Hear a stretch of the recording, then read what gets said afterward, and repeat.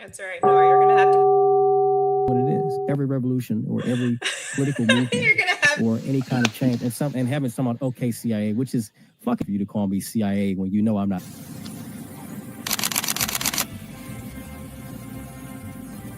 Everything was politicized. It was, oh, this is when we became the left versus the right. But both sides are trash. In COVID,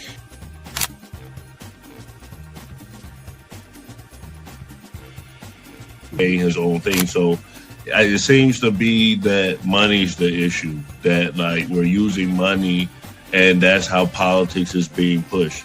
Because now we've seen what someone does when they use their own money and it doesn't seem to be a solution. So I feel like we take money out of politics, we'll have a much better political system.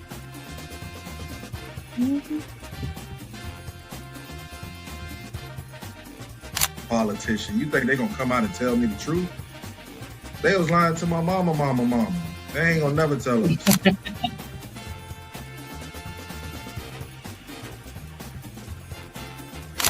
So everybody, we look at certain things just because, oh, this happens in the hood or we see this every day. All the way up. These people were speaking truth. King, we could talk X, we could talk it all. They were speaking truth. What's going on in anyone's mind, but let's take it as a given that Gray's argument is true, that the argument to not have ID is that it would be discriminatory versus certain socioeconomic brackets or something. It's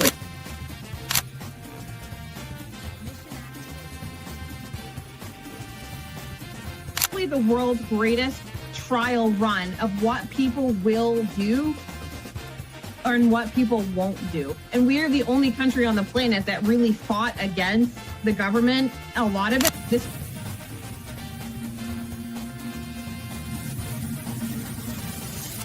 you focus on 80-20 issues. I'm looking at the Epstein issue as we have 80% of the information we need to prosecute these people that actually did anything, but you're focusing on the 20% trying to take down Donald Trump, which you're never going to get. So I'm going to keep sitting here with a smug-ass face on every single day. I'll explain. Good question. I'll give you the answer. The Republican Party constantly talks about transgenders and transgender surgery to minors. The number...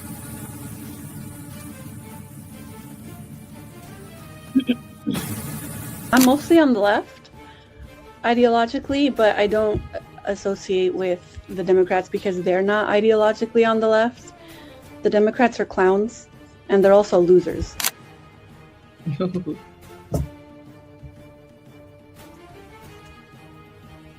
About to be any engaging conversation. It's not about to be any discourse about different political ideologies, what works and what doesn't. If that is the outcome, right? For example, I'm not gonna go and just put myself in the middle of a KKK rally. Verify me, I'm not fucking fed. They always do this. I'll say this, right? But they did the same thing to Nick. We've seen the video. They'll call people who are genuine and authentic feds because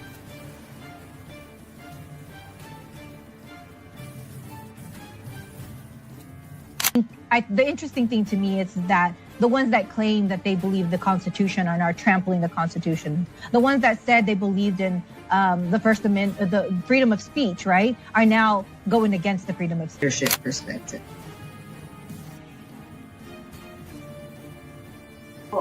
Y'all have no plan. They don't ever talk about nothing positive about the Democrat Party.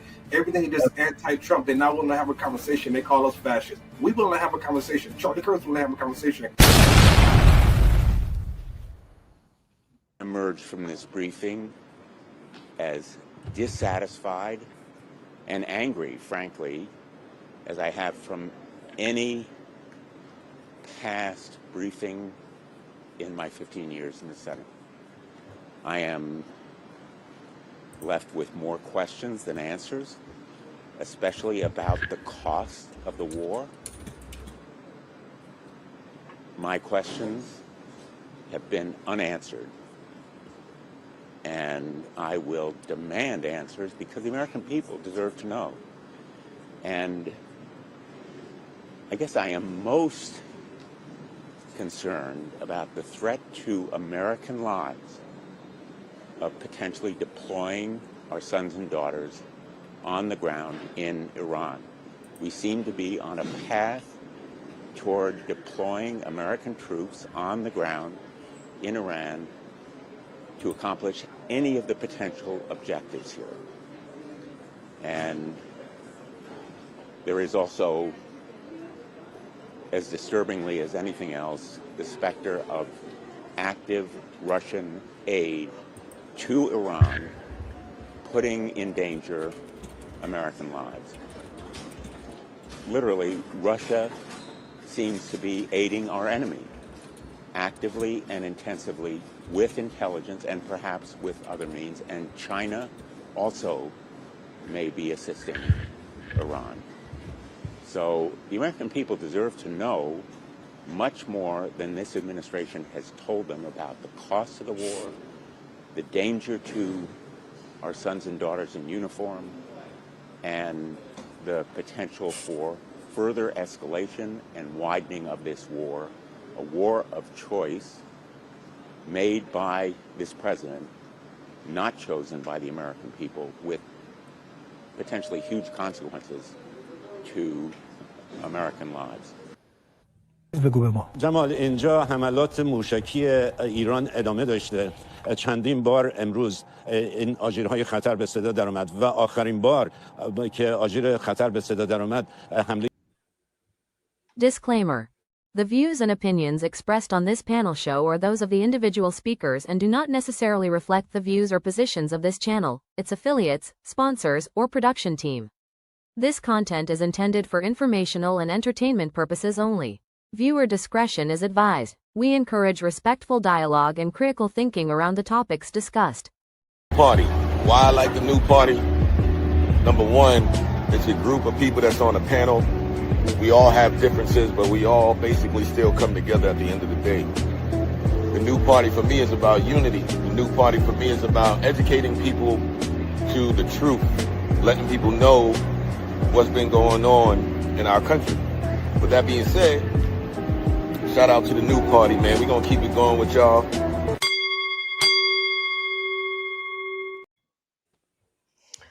Welcome to the new party. I'm Nora Christine. I'm Gray Mar. It's Mia. I'm Kim. And I'm the Ratchet Christian. And we have a very, very special guest. The Ratchet Christian is here. So round of applause. She is comedian extraordinaire. She does conservative content. So definitely check her out. We will allow her, once we build up the room, to tell us about where to find her. But for now, guys, we have 4 ladies on the panel that covers political content. This is the only place you can find this on all of YouTube. Enzo must be running late from his stream, but he will be coming. So guys, hit that like button. I'm sorry, guys. I didn't know that that first clip was in Hebrew, but pretty much that clip is explaining that things are being censored and it's pretty bad right now over there in Israel. So we definitely want to be talking about that and covering this. We also have information that came out this week showing images that we are now allegedly responsible for what happened to the kids in Iran. This is a clip of showing what Israel's looking like. These are scenes all over Israel where the bombs have hit them directly. Kimberly, while this is playing, can you explain about the censorship that you've been hearing? So I've been reading reports that they're basically censoring Iran's attacks on Israel. So I'm not able to verify, except through commentators like Scott Ritter, about the alleged murder of Benjamin Netanyahu's brother and also the alleged serious injury of Ben Gvir. So, I mean, I've tried going on like DuckDuckGo and I've tried on my computer, and it's all just basically just rumors at this point. They're censoring Iran's attacks against Israel, and we're only really seeing Israel's attacks on Iran. And the morning news that I watched this morning, Breaking Points, Sagar did a really good explanation of history and how they did that with the Vietnam War. With the Vietnam War, they would always report all the deaths and all the bombings, like if we were winning the war. But then, we later found out through whistleblowers and the Pentagon Papers that wasn't true until we actually lost the war. And a lot of people smarter than I am are predicting that that's what's happening here now. We're going to have a similar situation like with the loss in the war in Vietnam. Yeah, and guys, I'm showing images on the screen because Mia, you brought up that you feel like I think when me and you talked privately that they're censoring what's happening in Israel. What are you hearing as well? I'm hearing that. So I actually, even on TikTok, I follow a lot of foreign, whether it's Great Britain, whether it's South Korea. I follow a lot of foreign news, and I jump into some of the lives where, you know, they're live streaming their news or whatnot. We are being extremely heavily censored here, like extremely heavily censored. If you don't got a VPN to get news from outside the United States sphere, you're not going to know what's going on. And I think they're doing this for a reason, because the publicity and the public eye has turned so negative toward this. They're not going to win that. There's no way they're going to frame this war as something the American people want. Over 80%. I think 73% of Americans don't agree with this conflict. Even if we don't call it a war, we'll call it a conflict at minimum. Yeah, and I'm showing the aerial shots, guys, because it's important that we show the truth. The reality is this is war, right? This is war. There was also a rumor that came out this week that Khamenei's son, who has taken over, has been unalived. However, I'm hearing that that's not been confirmed. So, I mean, this is what happens in war. Lots of rumors. We're seeing it even in the 21st century. Imagine what it was like 100, 200 years ago. But I'm seeing images come out of Iran, and Iran looks okay. Let's play it. Quick break for a coffee along the way. We've been driving for several hours. There's a couple of things that we've noticed. Number one is that, first of all the shops are open. All the shops are really well stocked, even with fresh things, like, for instance, fruits and vegetables. Coffee, obviously, also available as well. And then also the gas stations. There's no long lines as gas stations. Fuel seems readily available, and you just don't see any sort of degree of panic anywhere. Asmal, my beautiful guest, what is your thoughts and what are you hearing about the war in Israel, war between Iran, Israel, and the United States? What are we not seeing? Man, I don't even know where to begin, honestly. It's really hard to to form a full, concise, and well-informed opinion on all of this, because there is misinformation and disinformation and overwhelming amount of information coming from all sides, that I actually get to a point, you know, with all this where I don't know what to believe. I don't know what's true. I don't know whose motives are good or whose intentions are right. And so I'm just trying to, you know, stay out of a state of confusion and apathy. All I do know is that I personally don't agree with the war. I voted for Trump because he said no more forever wars. You know, he spoke so passionately about what happened in Afghanistan and Iraq. And, you know, I risked it all because I wanted to follow this president who I felt like really got it and really understood that being at war for the past 20 years did not benefit the American people. And so I thought I was voting for someone who was going to shift his attention from forever wars to focus on what was happening here, and to really just see a continuation of what has been is very disappointing. And I would even say slightly embarrassing. Like I'm embarrassed, you know, with all of this that's been going on with him striking Iran, and even things. I feel like this started with what happened in Venezuela. I think because people cheered that on, and it was like a temperature check for our support of conflict overseas. I think that was the litmus test of what the American people were going to accept. And because we're so split about that being okay and people even celebrating it, then they kind of got the okay to go into Iran. And at the beginning of all of this, the news from all sides was very mindful to show us that, oh, the people in Iran, like, they're happy about this. They've been harming their protesters. Like, they want this. And the people in Venezuela, and that's fine. The people of those countries, they can want their leaderships overthrown, but we don't have to do it. And we don't have to pay for it. And we shouldn't be over there. You know, I am an America first conservative. And so I'm really disappointed that we're involving ourselves in yet another conflict, no matter what the reason is. And, you know, from the things that I've gathered from other political commentators, I love Jeffrey Sachs. I listen to Tucker Carlson a lot. He's had him on a few times, and he's talked about this Greater Israel Project. And truthfully, I believe this is a part of that. There was a list of 7 nations that this nation wanted to go to war with. And we have gone to war with most of those nations, this being one of them. And so for me, I just see an overarching 30-year plan or foreign policy that benefits a specific country that no matter who's president, we've been on board with. And I heard another political commentator who was also on Tucker Carlson. No, it was Thomas Massey. Congressman Thomas Massey, he was talking about how when Biden was in office, or in Afghanistan, starting way back then, we were spending about an average of $50 billion every year at war in a foreign country.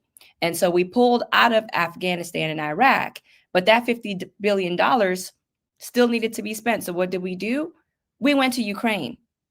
Okay, and now things are slowing down in Ukraine. And now that that's slowing down, the $50 billion still needs to be spent because we have an industrial complex surrounded around war. Now we're going into another war. And so it just seems like that money has to be spent. We have to use the weapons that we make, even if it's just for our entertainment or whatever it is that it may be.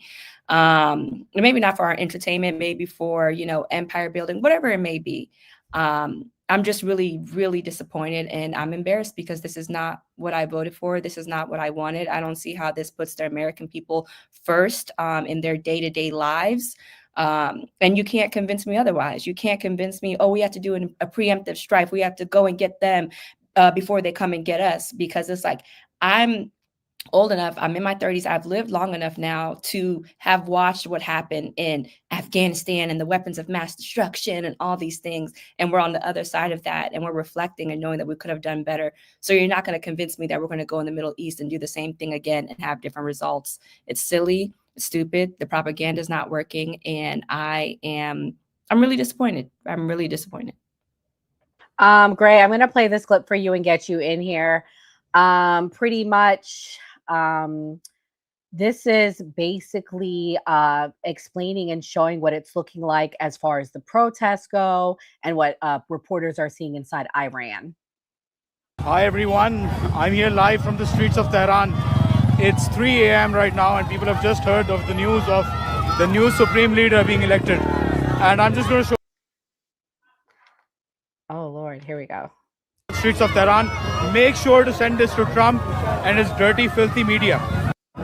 So this is just a normal random street from Tehran. I'm not making this up. It's 8th March, 3 a.m. in the morning. People are out here, and you can look at the crowd here, absolute massive crowd.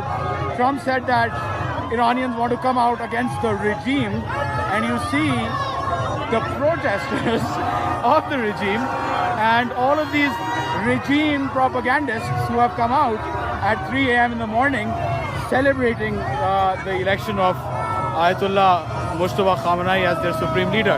We see it's not like all of these are religious people. Western media would tell you these are religious people. Just look at these modern women who are standing here. They're not religious people. They're just random normal people. And make sure to send this to all of this dirty Western media that is showing you absolute bullshit day and night. And people like us get labeled as regime propagandists. And I don't know what to say. Gray, what's your thoughts on the images we're seeing? Do you think this drives the point that they want us to free them, or do you think it disproves it? I think it disproves it. I think some of the people in the U.S. probably are more happy about what happened with the leader being killed. And if you know Islam, Muslims aren't allowed to harm another Muslim. At least that's what they say. So for someone from the West to basically do it, I don't think that that's something they would necessarily be happy about. It's going to be mixed opinions. Like something happened to Trump, obviously some people would be happy, but some people would be really upset. So it's going to be on both sides. But I have heard that Western media is bringing up stuff that isn't being said in international news, and they're saying that there are more soldiers that have been hurt, American soldiers, and they just released that 140 to 150 U.S. troops were actually injured in Iran. Yeah. I mean, the numbers are changing. First, we heard 1 week, then we heard 4 weeks. Now we're hearing summer.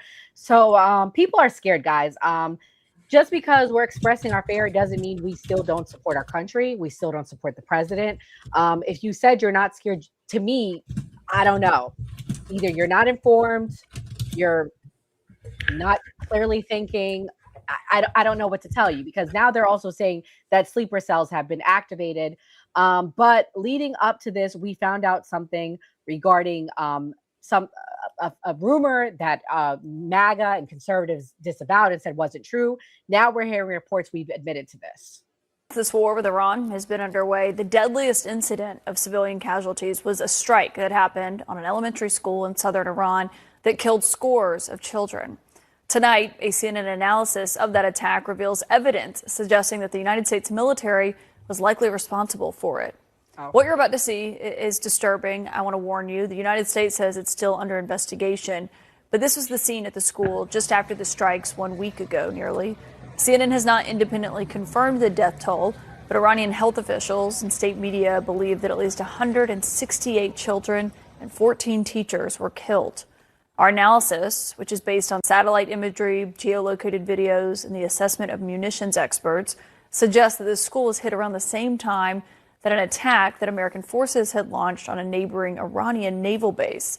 This new satellite image shows several Revolutionary Guard buildings near the all-girls school. You can see how close they are.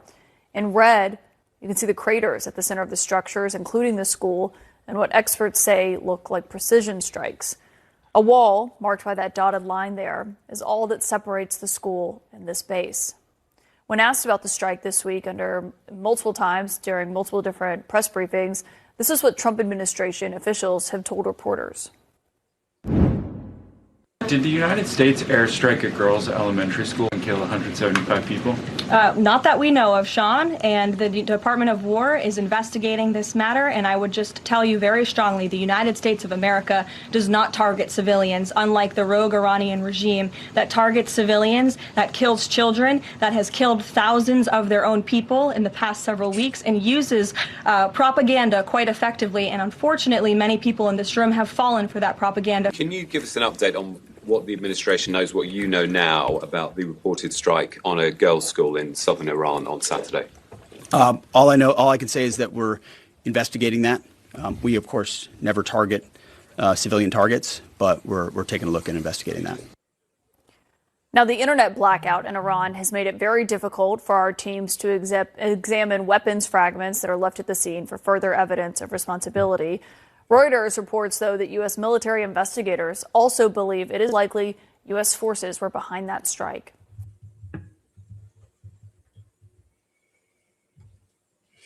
Sorry, guys, 1 second. Too much going on here. Okay, so we're hearing about this strike. Kimberly, initially, Xavier, who is a big MAGA content creator, made a video. We actually played it.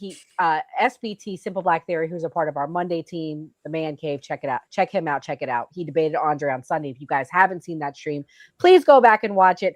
Highly entertaining. It was on Black Fatigue, but nevertheless. He said that this wasn't true, that it's a rumor. And then I'm also hearing that there was a Iranian base next door. What is your response to MAGA and people? I don't even want to loop in Americans. What is your response to the American government saying the reason why this happened was because there was a base next door? Because again, we got to stop with the left-right rhetoric, guys. We would not be in this situation if we cut a lot of that shit out, because this is why they're doing the things we're doing, because they know that people on the right, we are going to defend Trump and everything he's doing. And that's what they're banking on. So without removing that rhetoric, I got to remind myself, what is your response to the government? Yeah, they're trying to justify the human shields, right? To justify murder, they're using the same excuse as human shields. I would expect nothing less from the United States government and the military. That reporting remains to be verified, but there's also reporting that the way that they chose that specific site with the next door military base next to the girls' school was allegedly picked by AI. So they're going by like AI algorithms telling them like, hey, where do we strike? Because they're just such a fucking mess. They don't know what the fuck they're doing. They have no strategy. They're just trying to well, already have started a freaking war. But the expense of that, like we see, is, human lives. So that's what we get out of it. They're going to kill children. They're going to kill people. And also, by the way, they're over there claiming they're going to bring democracy to Iran. You're going to turn those people who you're trying to save against you. You're killing them. You're killing their children. You're killing their families. And these sleeper cells and is what, I mean, that could be true or not. It's what the CIA even themselves call blowback, right? So when we go and kill Black and brown people all over the world, then they're going to respond. They're not going to like us. We're the ones going out wreaking havoc all over the world. Now at the behest of Israel, to bounce back off of what the Ratchet Christian was talking about, the clean break strategy. Iran is the last country off of the 7 countries that they've been attacking over the last 30 years. At what expense? At our expense, at the expense of the middle class. It's expensive. It's what makes us less safe. It's completely illogical, and it's also immoral and humane. So anybody excusing the death of children, really, you need some shrooms or Jesus or something, honestly. I pray for you. Yeah. So we're going to play a couple more clips, guys, and then we're going to go into the draft topic. I see that that's a very hot topic that everyone is concerned about. This is what they're saying regarding the new leader. Let's watch. Supreme leader in Iran and a new call for resistance. And while toxic oil rains from the sky, Tehran's Gulf neighbors are hitting back. Under cover of airstrikes, Iran's clerics have chosen their new leader, sending a clear message to Israel and the US about where this war is going. آیت‌الله سید مجتبی حسینی خامنه‌ای حفظه الله تعالی را. We continue to resist as long as it takes. Our dignity is not for sale. In a pivotal moment in Iran's history, Mujtaba Khamenei was chosen to replace his father as Iran's supreme leader. He's viewed as a hardliner with close ties to the powerful Iranian Revolutionary Guard Corps, as well as political and business establishments. The 56-year-old cleric didn't just lose his father on the first day of the war. That airstrike on the supreme leader's residence also killed his mother, his wife, and his daughter. He now steps in to fill Iran's political vacuum and will look to unite the government, the clergy, and the Revolutionary Guard. All 3 have already pledged their support. The Supreme Leader is the most powerful political and religious figure in the country, with direct control over Iran's army and its IRGC. The decision to pick him to succeed his father signals hardliners are now in control. It signals continuity and defiance, and there's already been threats from some US lawmakers. Senator Lindsey Graham tweeted that it was a matter of time before he meets the same fate as that of his father. Meanwhile, on the ground, Iran is facing a growing environmental disaster. This black smoke you're seeing, it's oil mixed with rainwater after Israeli strikes hit energy infrastructure for the first time. Fuel depots, refineries, and petrochemical facilities were hit, igniting massive fires across Tehran and other industrial regions. Millions of people in the capital are now struggling with toxic air and rain, posing serious health risks. Iran's attacks on its Gulf neighbors have continued, as have the casualties. Yesterday, 2 people were killed in Saudi Arabia when an intercepted missile landed on a residential building. Another 2 people were killed in Kuwait. On Sunday, the Arab League met to condemn Iran's attacks, saying they've kept out of the war so far, though there are signs that could change. The United Arab Emirates released this footage showing its air force downing 2 Iranian drones that entered its territory. But perhaps the most concerning development to Gulf nations was a strike that damaged a water desalination plant in Bahrain. It came a day after an attack on Iran's Qashm desalination plant. The Gulf is one of the most arid regions on Earth, and smaller nations like Bahrain, Qatar, and Kuwait could run out of drinking water within weeks if their plants are destroyed. إنه لا يؤسفنا ما تعرضت له بلادنا العزيزة والدول العربية والشقيقة والدول الصديقة من اعتداءات غير مسبوقة لا يمكن تبريرها تحت أي ذريعة من قبل إيران. In Israel, Iranian strikes appear to be more frequent and are causing destruction in central areas, including in Tel Aviv. Israeli officials have been saying Iran's missile capability has been degraded, but the IRGC says it can continue for another 6 months at the same pace. There also appears to have been an underestimation of Hezbollah's capabilities in Lebanon, with waves of rocket and drone launches, including an attack on a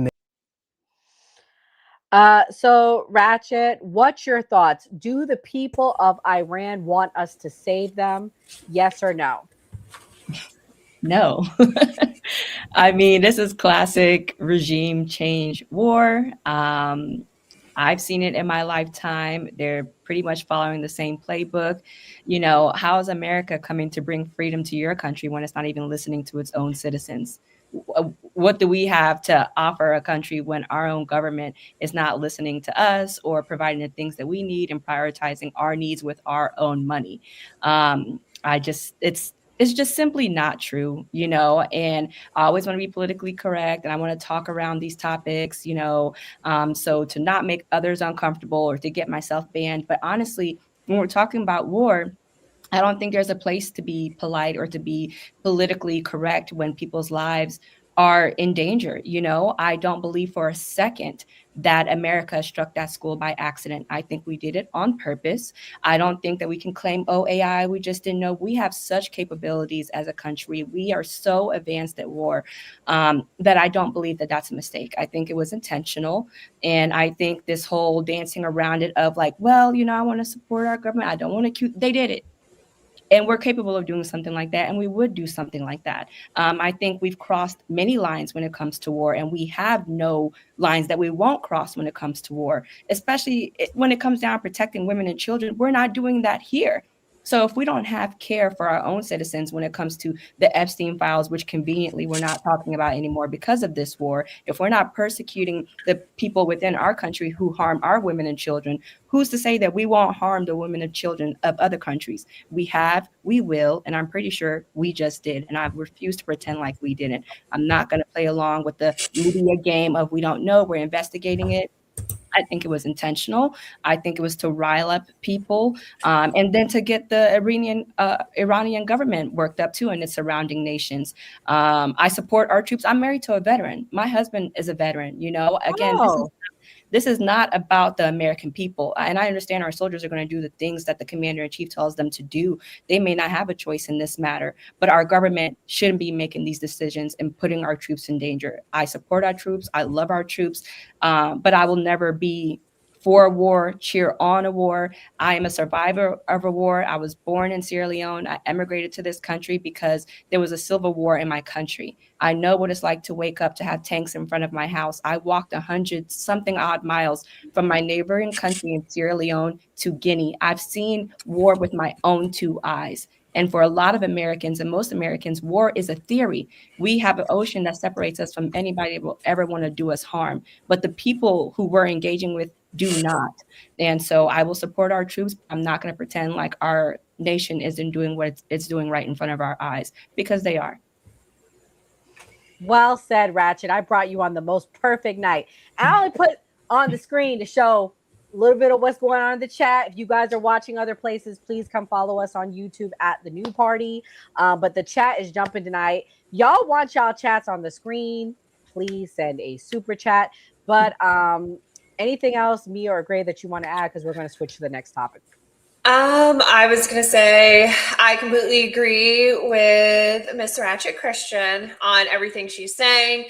For me, it's like punching somebody in the face who hasn't done anything to me. It's like convicting somebody for a crime who hasn't really done the crime. I mean, a preemptive attack? What?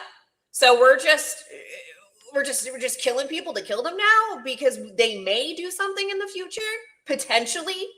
I mean, let's look at the evidence. Last June, Donald Traquan Trump stood on 10 tippy toes and told us that those bunker blasters worked, that we sent their nuclear program back decades, that everything was good. We hit all of the targets. We don't have to worry about it. We are safe.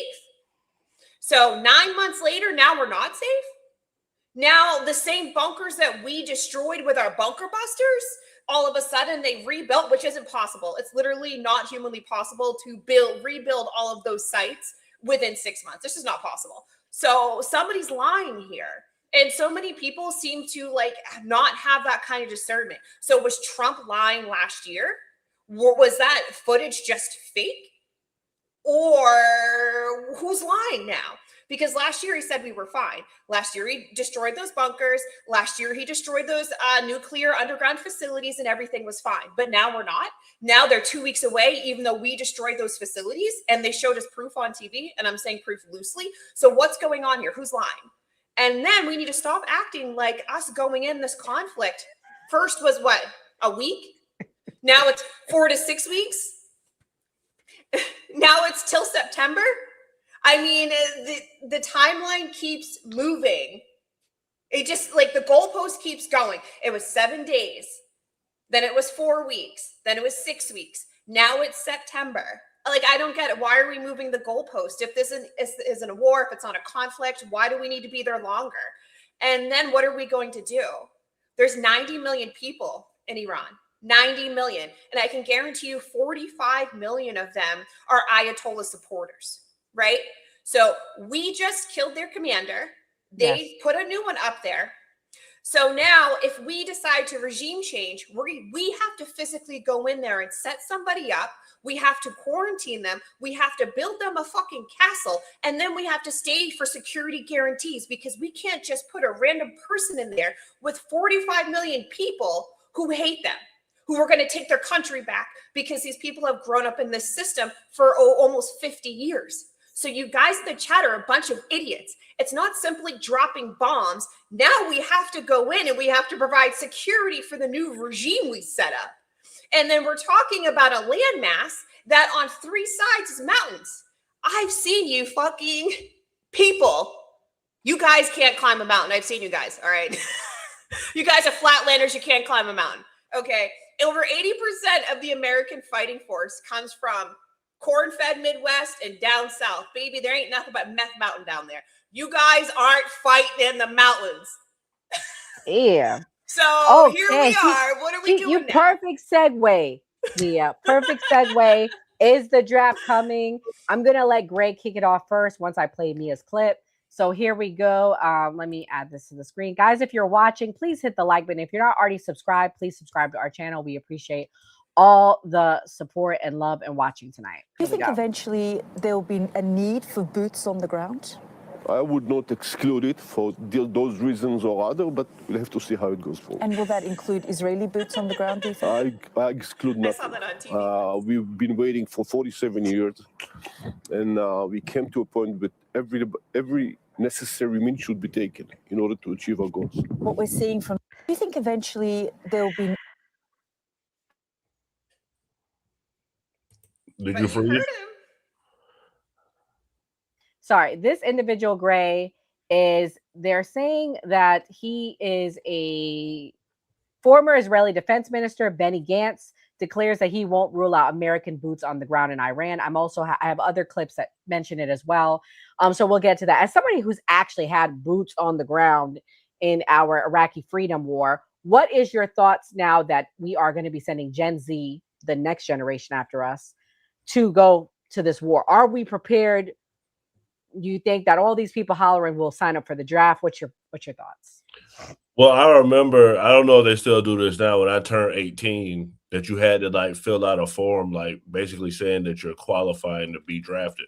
I was already going to the military, but I do specifically remember doing that.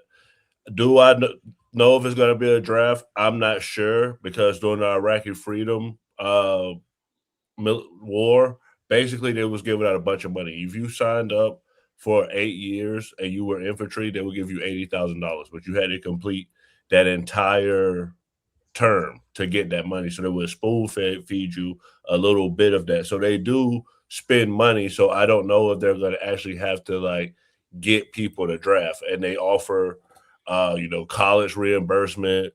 They offer a lot of things to try to get soldiers in there. So I'm not sure about the draft, but I did want to say, nobody brought up Russia, and Russia, Trump is saying that he may possibly lift sanctions, and people are saying that he's talking about Russia.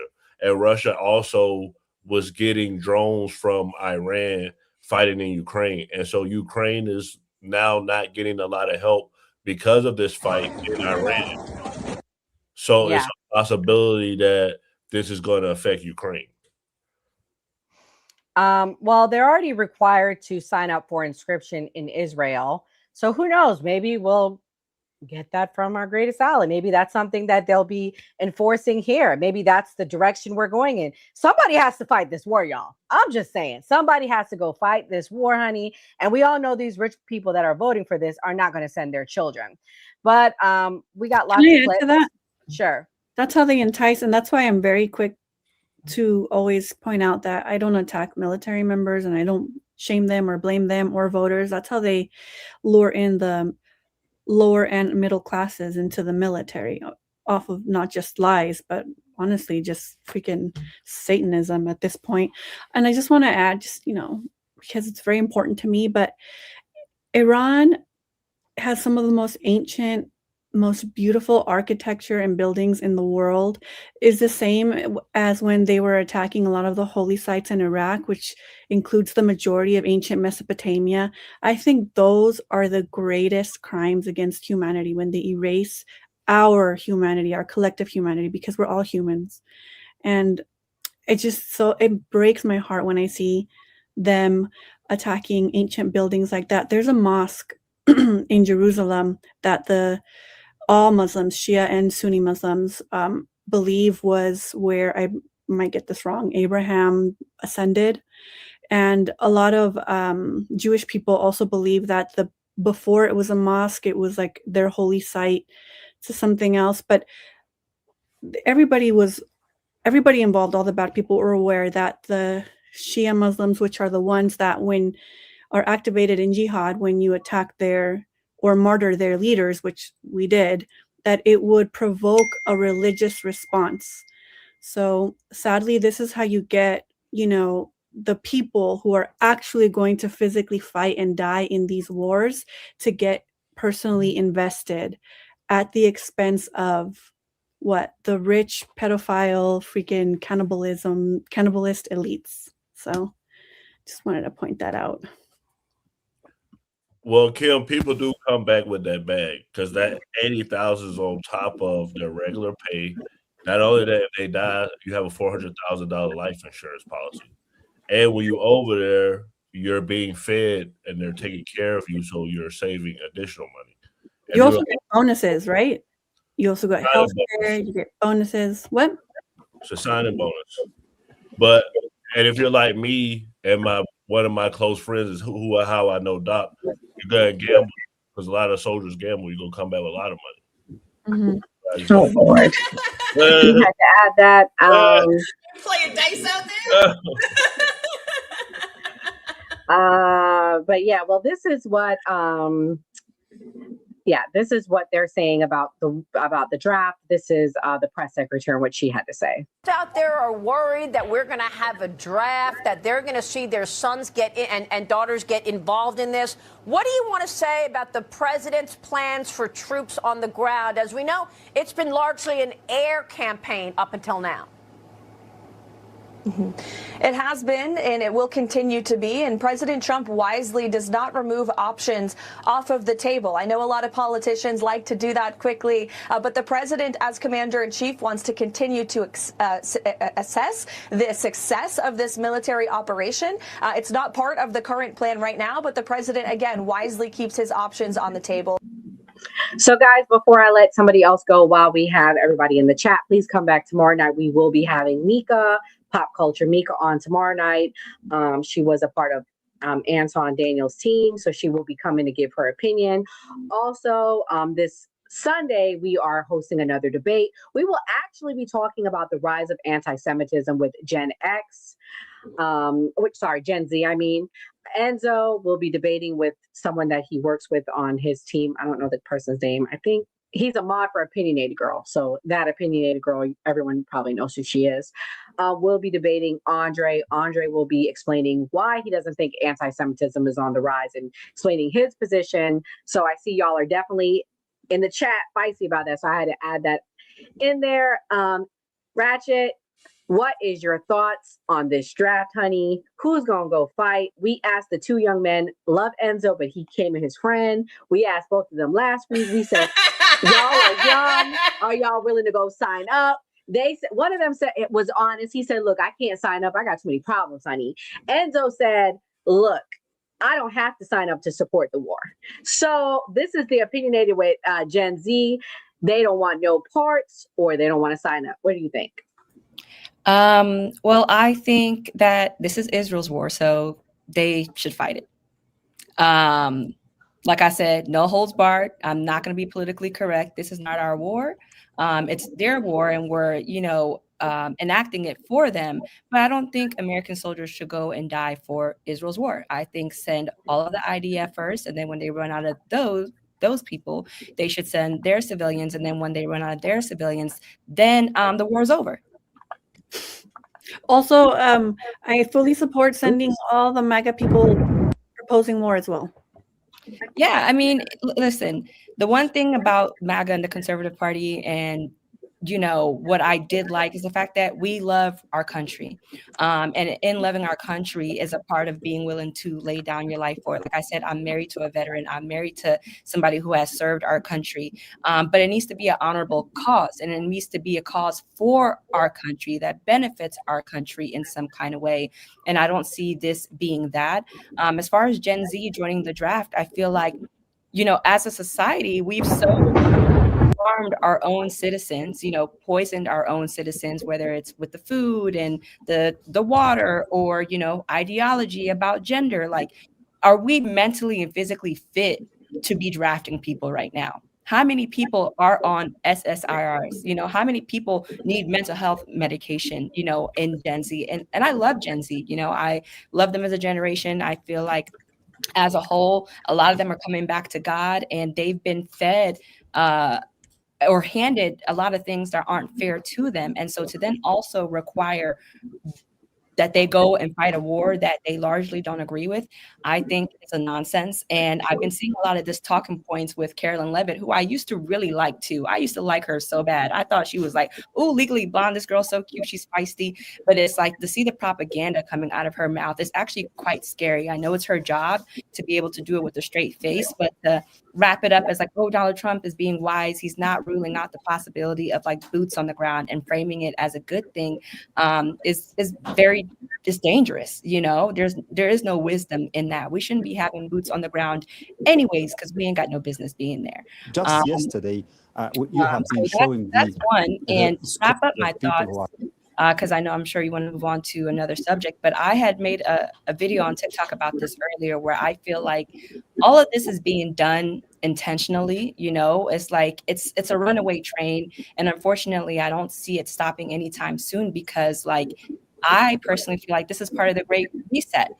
They want to redo society, and we're taking too long to give up our cash. We're taking too long to, accept transgenderism or transhumanism. We're taking too long to go with the plans that they had for humanity. So they're just going to flatten everything and start over. And bring in the cashless society that they want, bring in the Messiah that they want. So not only is it holy and spiritual and demonic, it's all of those things. And this is going in accordance with their plans for the Great Reset. They want to have a one world order. They want to have a one world government, and they want to have a cashless society, and they're going to flatten everything and start over whether we want to or not. So that's where we are. And I don't think you should send your kids to die for that. Mm-hmm. Ratchet, do you follow Professor Jiang, Predictive History? I've seen stuff. I don't quite follow him, but I'm familiar with his stuff. I highly recommend him. Really, I don't like him.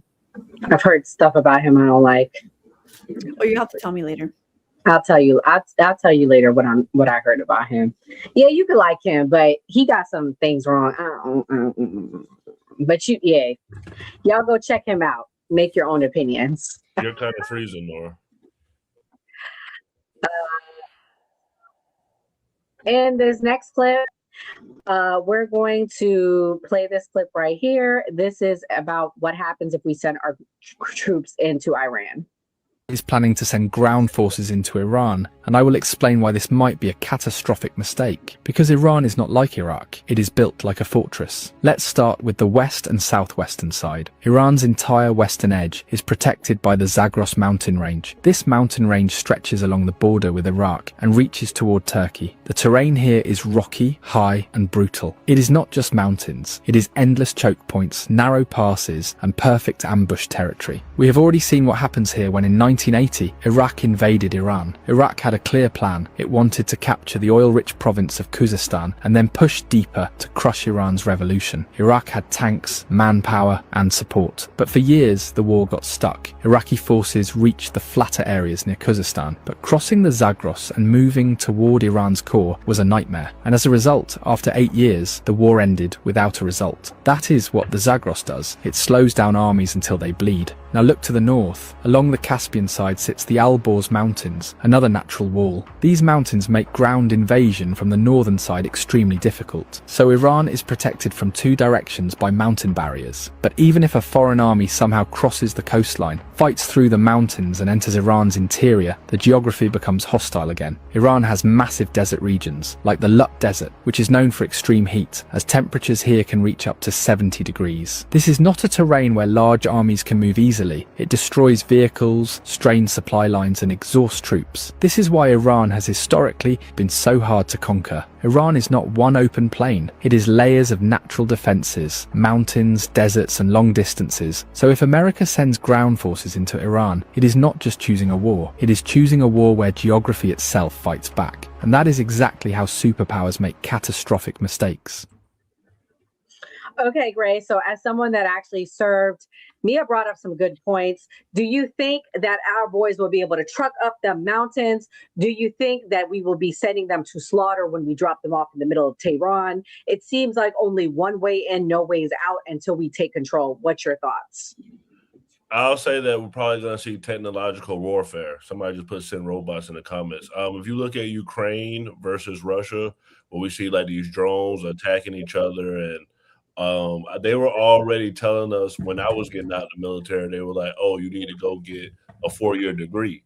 So I feel like it's going to be work smarter, not harder. That's probably going to be the military plan. It's probably not going to be just meet it up. Because even when I was over there, it wasn't like we were like, okay, let's go meet up with these guys. Like it was, espionage. Like one of the persons I know that got deleted, it was a translator, and he deleted a girl too, which makes it even worse, and a guy. But he was a translator. They took his family, and then they told him, hey, go on the base, delete these people, or we gonna do something to your family. Then he came, and he ended up hitting the captain and the lieutenant. So it's going to be like it's guerrilla warfare. It's espionage. These people use IED explosives. They do like sneaky tactics. So I think it's going to be a more technologically advanced, probably drones, probably stuff we don't even know about. Yeah, that's a good point, Gray. But this is going to Ratchet's point. This is what Candace was saying, kind of along the lines of what Ratchet said. Allow the Mark Levins, the Ben Shapiros to sign their offspring up instead. Allow the Christian Zionists, the ones who make videos, send them telling you how devilish it is if you don't support Israel. They believe this is messianic, that Bibi was sent to usher in Armageddon. That's going to bring Jesus back. I urge you, all of you Christian Zionists, sign up for the military today. Please, you guys, stop tweeting. Stop screaming about Tucker Carlson.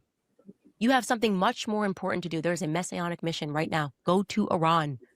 Go remove the thousands of dead, innocent Palestinian children from beneath the rubble in Gaza so that Trump can build his hotel. I want you guys to be the change that you wish to see in the world. You've got this. Jesus. Allow the goyim to stand down because you guys have the vision, you have the understanding. It's biblical. So shameless plug, we actually do have a Zionist coming on Monday night show. Reverend Jordan Wells, good friend of the show. I love Reverend. He's my favorite Zionist out there. And so we're going to be asking Reverend some questions. Reverend, I want to know, will you be signing up for this war? What is the Greater Israel Project? Because I want to know answers to that. Why are Jewish people the chosen people? Because he's a reverend. He's going to break it down. So if you want to come back and hear Reverend's answers, please come back Monday night. We will also be having a debate again Sunday night on why is anti-Semitism on the rise with Gen Z. Kimberly, I would say you're the youngest, but you're really not. We're all the same age, but you look super young. What is your thoughts on Candace's clip? As you know, I know you're a Christian. What do you think? Do you think they're going to sign up? What do you think is happening?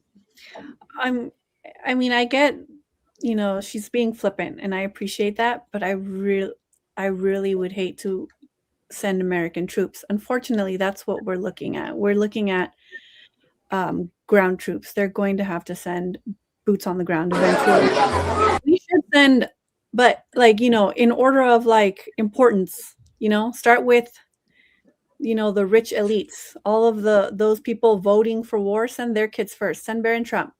Send all the people that are for war. If they happen to be Zionist Christians who believe in forcing the end time, which is not true because, you know, the prophecy of Israel was fulfilled when Jesus rose again. Amen. But yeah, send them all for sure. I'm with it. I mean, I say that in joke. I don't think we should be sending anybody, but unfortunately, it's going to be at the expense of the lower and middle class yet again, like we saw with Vietnam. Say something Go to ahead. the comment. Yeah. All right, so this Donald guy says, I can't believe we still Saddam. We don't know why that Israel is God's chosen people. If Israel is God's chosen people, they can meet him first. They can be first in line, baby. If they are God's chosen people, baby, they can be first in line to meet him. It's okay. I'll let them go first. A very good doctrine, the Holy Bible, that shows differing to that. I will be playing the clips. We will be going by scripture come on Monday night, and the Reverend can counter what the scripture says because the New Testament is very clear. But I ain't gonna say it.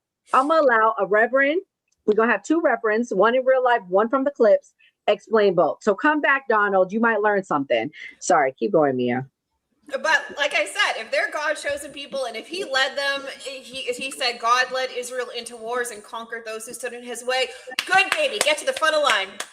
Boots right on the ground, get to the front of the line, baby. You go. He loves you. I think you should go first. You said he leads, motherfuckers. Go let him lead you right over there. The rest of us can stay here. Honestly, the idea of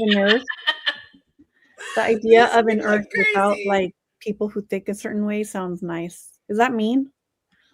But I mean, it seems nice. Yeah, I mean, we're living in pretty wild times. Really wild times. It's just crazy to me. I will say, Nora, you and I have talked about this a few times. It is always the people that want war are always the ones that never sign up.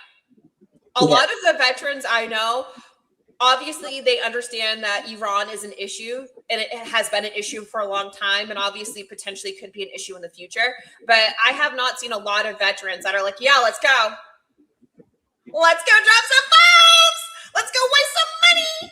I know I have not met any in real life that I know personally, like I can validate their service, that think this is a great idea. And there is a reason that every president and since 1995 has not done it, because they all have some sense. Donald said a good idea. He supports this, and he went during the first Iraq war. So Donald said he raises you one because he's. Is that Desert Storm though? Because that only lasted like less than a month.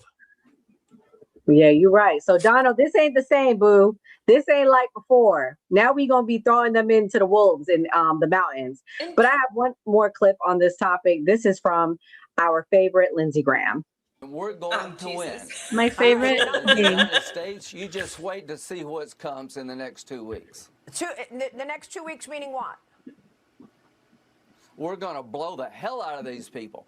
This regime is in a death row now. It is going to be on its knees. It's going to fall. And when it falls, we're going to have peace like no other time. We're going to have prosperity unlike anyone could ever imagine. Peace brings prosperity. You can't do it by talking. The Democrats criticize this operation.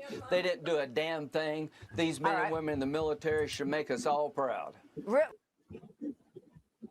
So Ratchet, it's easier said than done. He has no children.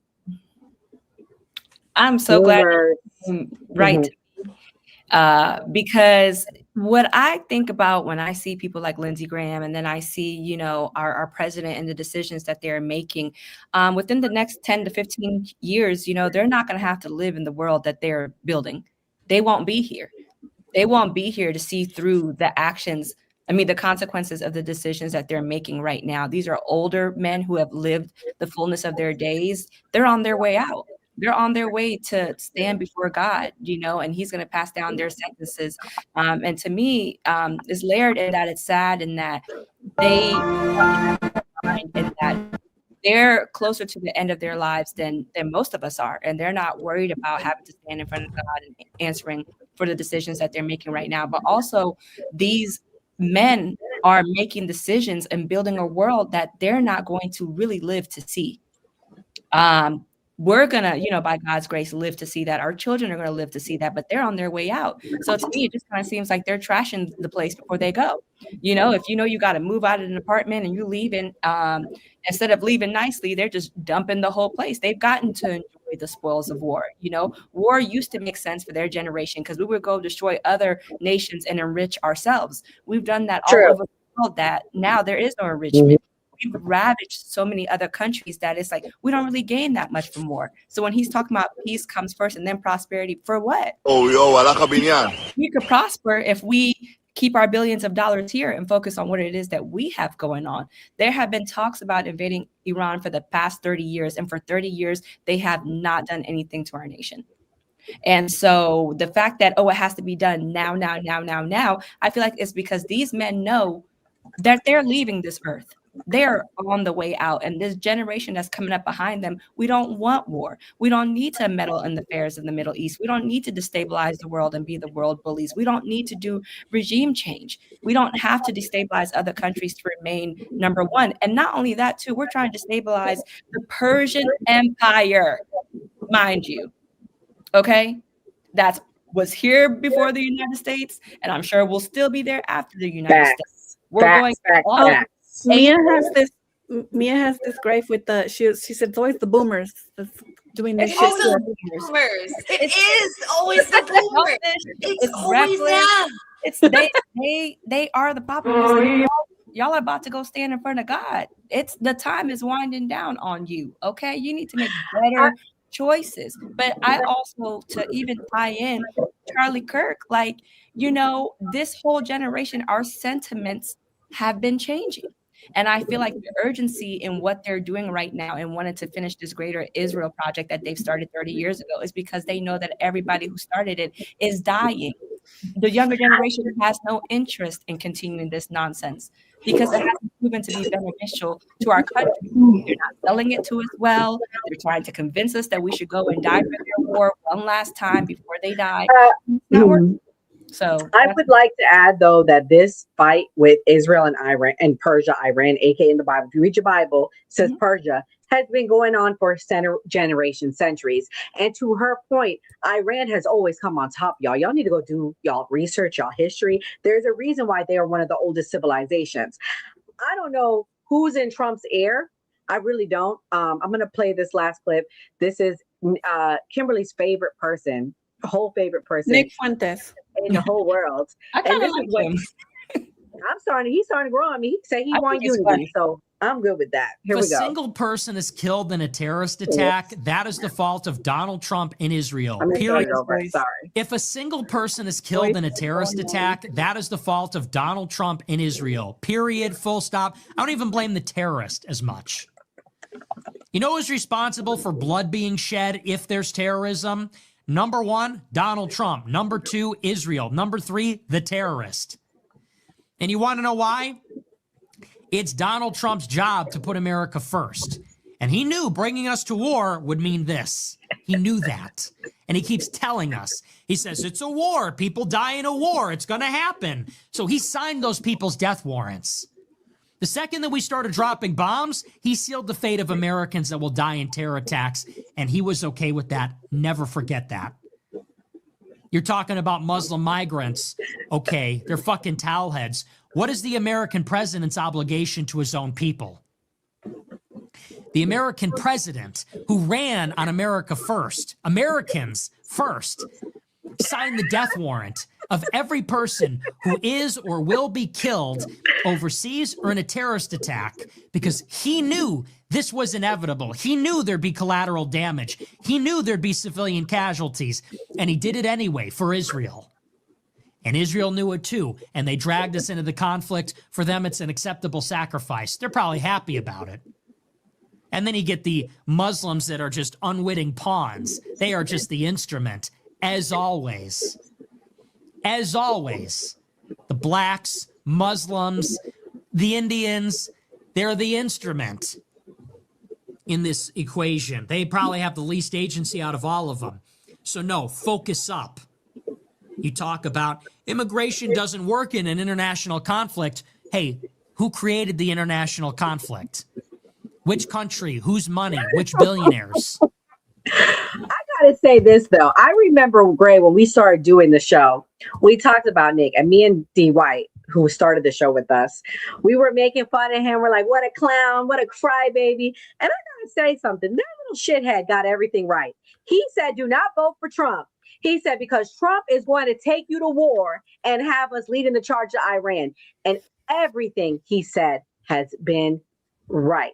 Gray, what do you think? I know you secretly like him. Well, to respond to D. White said he was willing to give up his trucking business for Trump. So some of the stuff that the Trump supporters said that they were willing to give up for Trump was outrageous. As far as Nick Fuentes' career, it seemed like he started out. I remember first seeing him, I don't know, when they did the little thing in Charlottesville when they was carrying the torches. So he has transitioned, and I have listened to him, and he does say a lot of stuff that is intelligent, especially about foreign policy. As far as him having a career in politics or even just commentating, he said so many racist things. I think that's just killed his whole image. But hey, whatever, if y'all like it, we love it. Mia's the one that said, oh, well, we'll give up Charlie Kirk for Nick Fuentes, but seemed like Nick Fuentes became a Democrat now. Well, I told also, you. Nick Fuentes is not Mexican. He is disowned. Nick Fuentes is not Mexican. He can drop his last name. Well, I told you, Nick, I called it after they killed Charlie. I said Nick Fuentes is going to rise up in the power vacuum and be the new voice. And he, outside of everybody I've seen, I would say he is the new voice, whether we like it or disagree. But if you look at the amount of people watching his streams and all of that stuff, and the just the sheer amount, I would say he won the power vacuum. Also, I might add, for no reason the at all. Groypers are coming for us. The Groypers said we have fan mail coming. Please send it to Gray's house. He loves to brag that he's the founder. Remember that I said that I like her. Please. I just want to add, for no reason at all, this is not meant to anybody specifically, but it's okay to be gay. There's nothing wrong with being gay. We can biblically affirm our LGBTQ, Lindsey Graham, Nick Fuentes, whoever, please. We love you. Please come out. Hilarious. I think as keep going. I'm sorry to cut you off, but I'm like, whether like you agree with his political views, one, I always respect people who are willing to speak their mind and speak it to the fullest, even if I don't agree. And then on top of that too, like the man's funny. He's funny. And whoever touched on there being a vacuum of leadership when they assassinated Charlie Kirk, it's absolutely that. America is looking for leadership, especially the younger generations. They're looking for somebody that they can follow and believe in. And in Charlie, they at least had somebody that they could control. And they didn't think beyond that, just like I feel like they're not thinking beyond Iran. Okay, we remove their leadership. Now what? Then what? And it's like no one really has an answer for then what, So as far as Nick Fuentes goes, he's Nick Fuentes, Let him be. Let him talk what he talks, and sometimes it'd be funny. I'm not even gonna lie. Yes, he's racist, but what's not hilarious about a Mexican white supremacist racist? It's like, come on now, the joke's right. Who's celibate for some reason or abstinent? And I love He's that. a good Catholic. Leave him alone on that. Okay. Listen, honey. To Catholics, there's no such thing as a good Catholic. I like they all Catholics. sin and just do confessional and Hail Marys or whatever the Catholics do. They all sin. They just confess it to the Padre and get forgiven. Come on, none of them are good. America first, which I mean, he is. When he says America first, he stands by it. Like Marjorie Taylor Greene, they stand by it. That's called being principled. So I can respect him for that. Oh no, he's so good. So we're going to, speaking of Mexicans, we're going to talk about the Cuba topic. Why should we care about Cuba? There was a coalition in Miami. Trump spoke on it. The next target appears to be Cuba. Here we go. Rubio is doing a great job. I think he's going to go down as the greatest Secretary of State in history. Look at what we've done as a presidency. Look at what we've done as an administration. They trust Marco, and so do the American people trust. He's been successful no matter where he's been. He also speaks the language, which is always nice and always helpful. But he's dealing, and it may be a friendly takeover. It may not be a friendly takeover. It wouldn't matter because they're down to, as they say, fumes. They have no energy. They have no money. They're in deep trouble on a humanitarian basis. And we don't want to see that, but they were very, very bad to a lot of people, as you know, and a lot of people living on the Cuban-American vote, which I got at record levels. So, Mia, we done went from Greenland to Canada to Iran to Venezuela. To Venezuela to Iran. Now we're talking about Cuba. Does this benefit Americans, and is this America first? Don't forget Ecuador. We went there too, allegedly.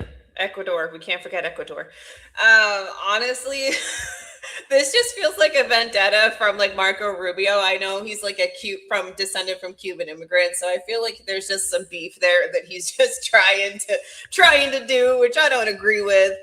But honestly, like the whole thing's just ridiculous. We're doing everything but releasing the rest of the files, putting people in handcuffs, passing legislation. You know, Donald Trump has not signed a single piece of legislation since the day he signed into office till today. Not a single one. They have passed nothing. Literally nothing. Not a single piece of legislation has made it through all three chambers. The only thing he has done in his presidency so far is one spending bill, which doesn't count. That's not actual legislation. Congress is supposed to pass a spending bill. That's their job.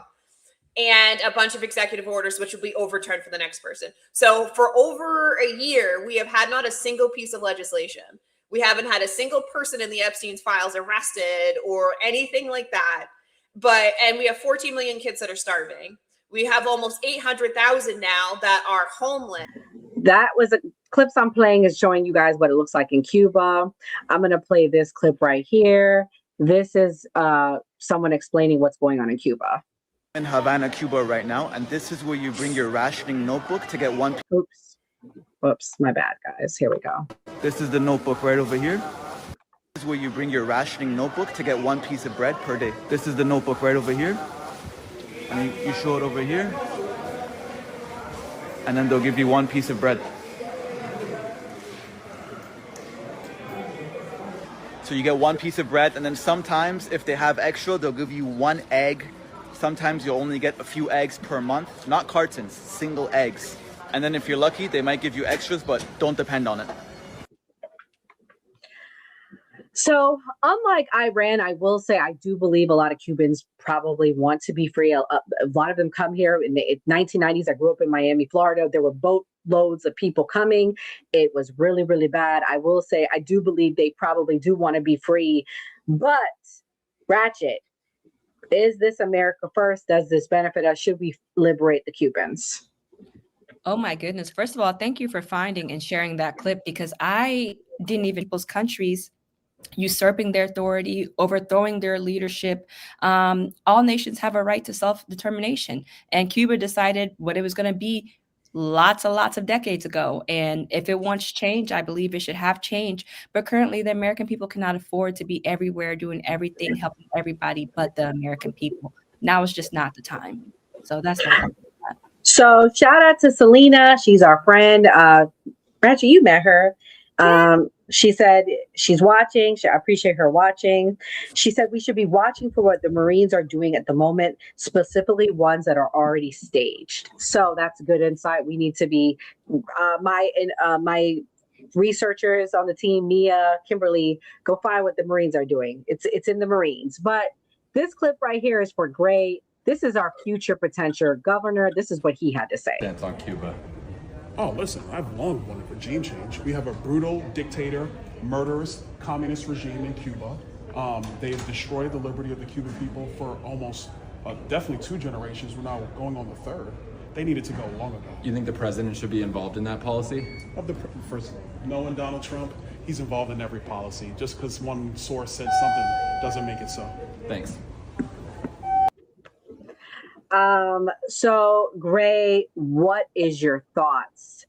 Do you think as a Floridian that we should want to help Cuba for many reasons? I spoke to a Cuban American, actually, Mika, you can get her opinion tomorrow. We talked about this. Mika's actually Cuban, and she mentioned to me, she brings up some good points. Cuba is very close to Florida, which is very close to America. It's only 90 miles away from Key West.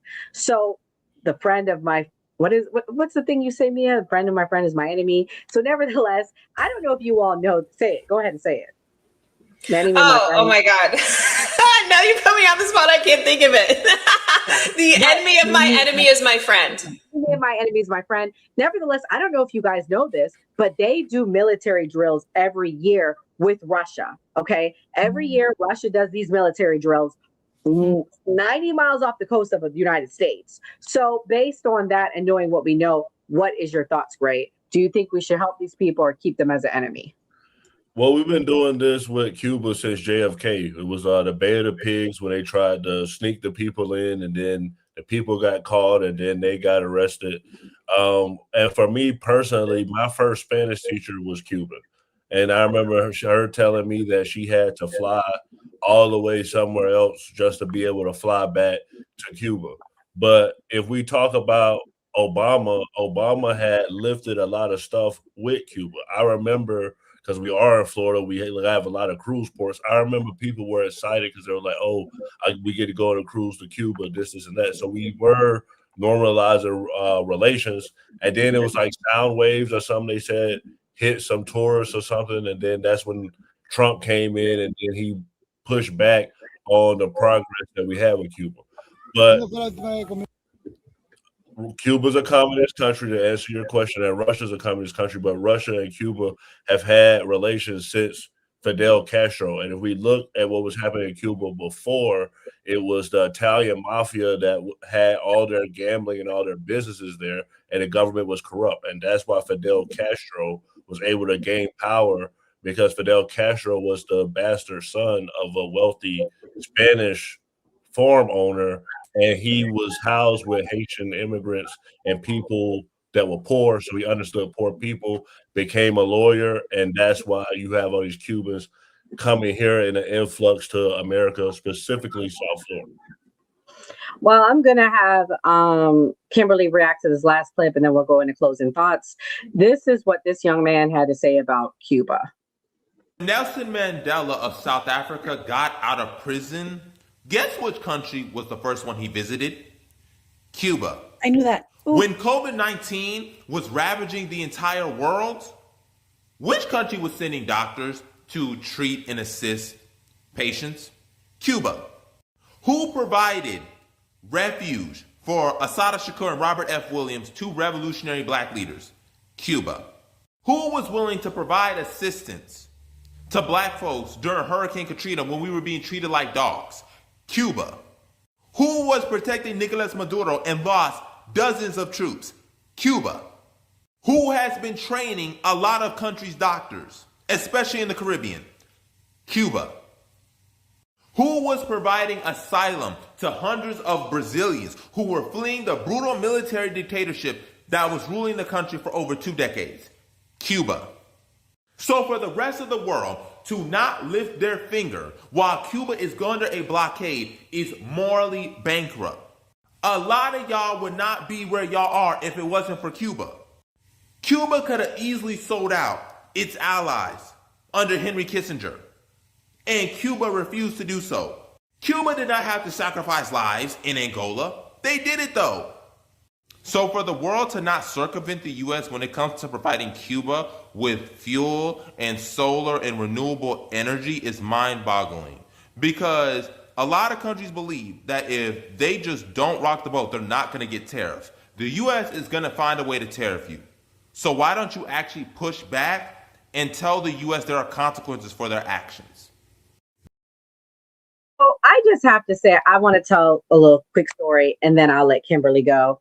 My family is I'm half Jamaican. My family's Jamaican on my mother's side. They left Jamaica because of Cuba, because there were fears that communism was coming to Jamaica. So I don't know. People have this idea and this fantasy about communism. I'm just speaking from my own experience. It ain't what you want. And that's just what I wanted to add. But go ahead, Kimberly. What did you agree with in that video, and what did you disagree with, if anything? Yeah, so I'm not communist, and Cuba's not fully communist either.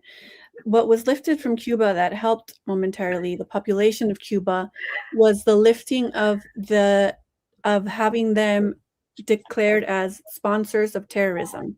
There's been a blockade in Cuba for over 60 years. It's a collective punishment.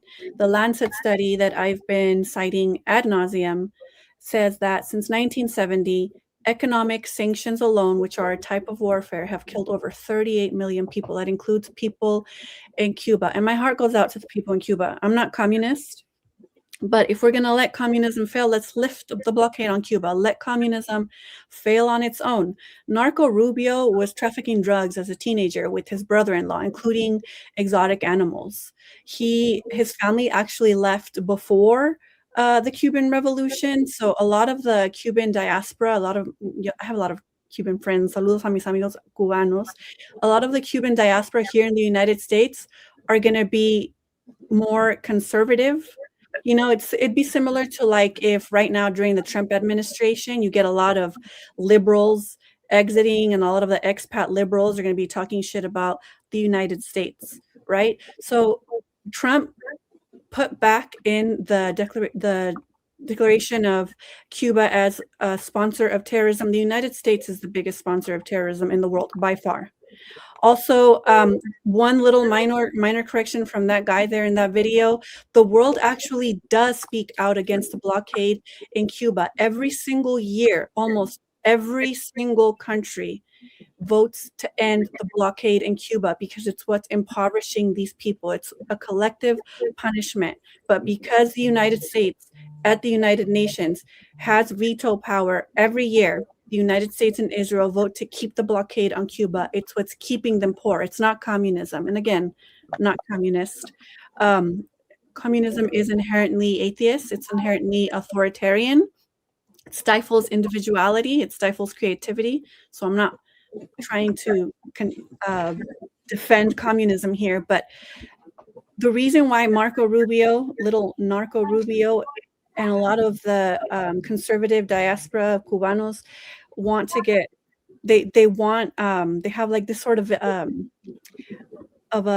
want to get rid of the Cuban government there now, because before the Cuban Revolution and Fidel Castro, there were a lot of oligarchs that owned a lot of land, and the Castros went in and took those land and gave it to the people. Also, really quickly, I'm sorry, I'm really passionate about Cuba, but a lot of the trade negotiations that Cuba has with other countries, like with Mexico, is a trade of doctors. Cuba trains a lot of doctors, and they provide humanitarian doctor program. And that's why Mexico was able to, or at least through their agreement, to provide oil to the population of Cuba, which again helps the people of Cuba. And I have my cousin, he's one of my closest cousins. He went to Cuba like 5 years ago, and he told me it was the saddest thing he has ever seen. And I need everybody to understand that Cuba is the way it is because they have had a brutal blockade and sanction for over 60 years. I think the 63 years anniversary of the blockade in Cuba. And Code Pink, along with other organizations, is putting together this huge event, I believe, in Nevada on March 21st to stand up and speak up for the people of Cuba. Again, war is always bad. I'm completely against war. And we need to just honestly leave Cuba alone. It's why they went after Venezuela, because they knew Venezuela was providing a lot of the oil to that very, very poor island. That's a very good explanation, my little leftist on the panel. Guys, if you're watching, please hit that notification bell so you know when we go live.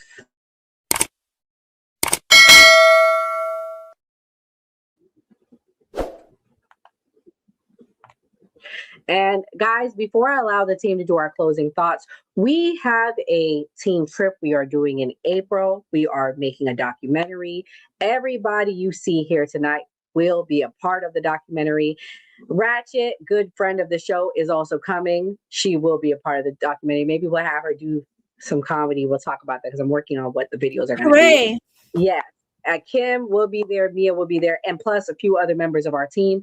But we need help, y'all. We need help. Please go to the GoFundMe. Please give. Guys, we never ask. We don't sit here. We don't push super chats all night. We don't beg for money all night. Y'all hang out with us every night. So y'all can at least send $5. We are at 8,900 subscribers right now. Everybody send $1. We would exceed our budget, exceed our goal. So I need everybody to go to the GoFundMe. Please start giving. Y'all gonna hear me every night till we make this goal because we got to raise this $5,000, honey. We can do it. Y'all see y'all see what gas prices are like. I want to cover everyone's rooms. We are covering everybody's food already. Please, I'm begging you. Me and Gray, we spend our own money week after week for 2 years now, where we barely made profit. I'll be open and honest with y'all. And we never ask for anything. Y'all can at least give $1 and support the team because when the new party grows, Mia grows, Kimberly grows, Ratchet grows. Support the team, Enzo grows. I know a lot of y'all that are fans of Enzo's in the chat. We never ask for anything. If everyone gave $1, we could meet and exceed our goal. And our team, flights are expensive, guys. Like, seriously, I'm going to start crying on here every night because y'all can at least give $1. Like, seriously, I will never ask for anything. Go ahead, boo. If I can add to that, if you guys send $50, I'll send you a picture of my feet. Kimberly is gorge. Kimberly is gorge. We are working on big things for Kimberly and Mia. Really? Mia's been on Anton Daniel's show. Oh my God. She's, Kimberly, we're working on getting her on some leftist panels. So this is opening up doors for people on our team. And don't you want to say you were part of the team from the beginning, guys? Please, I'm begging you. But anyways, Kimberly, since you are willing to send the feet pics on behalf of the team, go ahead and go first. I will. I have really pretty feet. I have pretty hands and I have pretty feet. I really liked this episode. I wish Enzo was here just to hear him talk about how great Donald Trump is. There's absolutely nothing great about Donald Trump. Also, I'm thinking about getting chin filler because I like how this looks. Do you guys like that? My chin's still a little swollen on this side. I kind of like that. What he said about you. You're one of your fans. I knew there was something about it. What did he say? I don't. What about me? Oh, my feet. I don't know. I don't even know what I was going to say. I'm so embarrassed to ask. Yeah, my politics are the politics of Jesus. Peace, love, humanity. If I am wrong, let me be wrong on the side of life and love. And I send you all positive energy. There's a lot going on in the world. Send you all my thank you. Sorry, I got nervous. Okay. You're done, Kim? All right. I think so. Yeah. Mia, what's your closing thoughts? First and foremost, great episode, great topics. I'm glad everybody's here. It was nice to have, I guess I'll call it ladies' night plus Gray. Thank you, everybody in the chat. If you are not subscribed or following us, please do follow. Please do subscribe. We do this Monday through Thursday, 8 p.m. Eastern Standard Time. And all of our names, all of our usernames you can see in our tagline. So you can follow us too on various social medias. We're all on the popular ones. And I would say, first and foremost, there is a class war going on, and the rich never sacrifice their children. So when you go to vote or when you go to do anything, you need to remember that. The elites never send their sons and daughters to war. They never send their sons and daughters into the military. They never do any of that because they have stacked the system to where they don't have to. They send our children.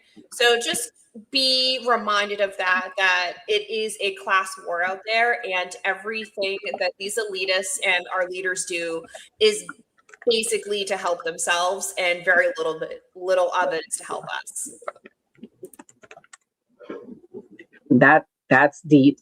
Mia, you hit it on the head. Ratchet, our beautiful guest. You have somebody in the chat that says, "Oh my God, who is that beautiful sister that calls herself the Ratchet Christian?" Lord, I'm getting Issa Rae vibes. So true. I agree. Okay, so let everybody know where they can find you, Ratchet, and please let everyone know about your platform. Well, first of all, I just want to say thank you all for having me on as a guest. I've been on here a few times, and I just absolutely love being a part of this panel, being a part of the show. It's so balanced, even if it seems like, oh, tonight, like, oh, you guys are all, talking about Trump, whatever. No, this is a very balanced show, and I love that we present the information and then we get to share our opinions about it, because this is truly where the power lies. It's in us having conversations with each other. It's us pushing back against the narratives that the mainstream media is trying to push out there. It's thanks to independent journalism, and this is a part of independent journalism, that they're having a really hard time pushing the propaganda that they did 20 years ago to get us into Iraq. So this is a part of the work. Even the comment section, y'all in the chat cutting up, calling us mentally ill, doing all the things but I even welcome that, and I love that. And shout out to that person who called me beautiful, because hey, that's always nice. But even the ones who are saying that we're mentally ill, this is a part of that, because some of y'all in the chat, you may not be able to have these conversations with your friends, with your families, and so you might take this opportunity to insult us when you really could be taking this opportunity to have a productive conversation, which is what it is that we're trying to do now. And it's easy to leave a comment behind the anonymity of a chat, but we're putting our faces out there on the screen, let you know that we're real people, we're real opinions, and that we're doing the work behind the scenes. If we're giving our opinion, it's because we're also doing the work outside of this. And so I'm grateful to have a place to share my opinion with like-minded individuals, a place where I can respectfully disagree with people.